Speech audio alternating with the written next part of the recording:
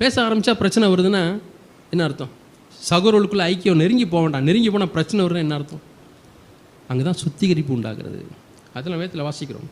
ஐக்கியம் என்று சொல்லும் பொழுது நாம் 7ஆம் வசனத்தில் வாசிக்கிறோம், இயேசு கிறிஸ்துவின் ரத்தம் சகல பாவங்களும் நீக்கி நம்மை சுத்திகரிக்கும்.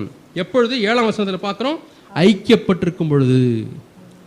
நாம் ஒளியிலே இருக்கிறது போல, அவர் ஒளியிலே இருக்கிறது போல நாம் ஒளியில் நடந்தால் ஒருவரோடு ஐக்கியப்பட்டிருப்போம். இப்போ கணவன் மனைவி பேசுகிறாங்க, பேசும்போது உரசல் வருது. அது நல்லதா கெட்டதா? உரசல் வருகிறது நல்லதா கெட்டதா?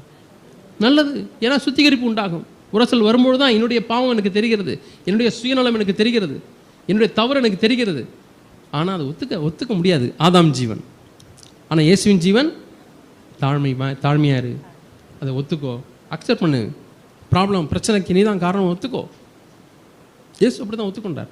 முழு உலகத்தின் பாவத்துக்கும் நான் தான் காரணம் சொல்லி எல்லாருடைய பாவத்தையும் அவர் ஏற்றுக்கொண்டார். சிலுவிலே அந்த பாவத்தை சுமந்தார். பிதாவுடைய அந்த கோபத்துக்கு அவர் ஆளானார். அவரை நொறுக்க சித்தமானார் உங்களுடைய என்னுடைய பாவத்துக்காக. இப்போ நான் அந்த பழியை நான் ஏற்றுக்கிட்டேன்னா அதான் ஜீவன், அந்த ஜீவன். அப்போ அங்கே ஒரு தாழ்மை உண்டாகுதில்லை? அப்போ நீங்கள் தேவனுடைய அந்த திவ்ய ஸ்பாவத்தில் கொஞ்சம் வளர்ந்துருக்கீங்களா? அந்த உரசல் வந்ததுனால தான் நாங்கள் வந்திருக்கீங்க.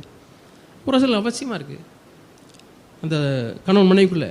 அதனால் நான் ஐக்கியப்படவே மாட்டேன். உரசல் வருது அப்படின்னா ஆவிக்கிற வாழ்க்கையில் வளரவே மாட்டோம், தேவசாயிலும் பெற்றுக்கொள்ளவே மாட்டோம்.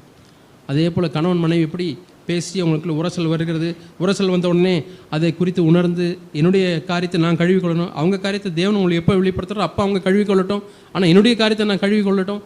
அதுதான் பரலோக ஜீவன். அதே போல் இப்போ ஐக்கியத்துக்குள்ளே வாருங்கள் சகோதர சகோதரிகள். ஏன் நம்ம டிஸ்டன்ஸ் கீப் அப் பண்ணுறோம்? பயம். உரசிட்டா என்னோடய உள்ளம் தெரிஞ்சிருமோ, உள்ளே இருக்கக்கூடிய அழுக்கு தெரிஞ்சிருமோ, என் பெருமை என்ன ஆகிறது, என்னுடைய அந்தஸ்து என்ன ஆகிறது, என்னுடைய நல்ல பெயர் என்ன ஆகிறது, என்னுடைய ஸ்பிரிச்சுவாலிட்டின்னு இது வரைக்கும் ஒரு இமேஜை பில்டப் பண்ணியிருக்கேனே அது என்ன ஆகிறது? பயம்.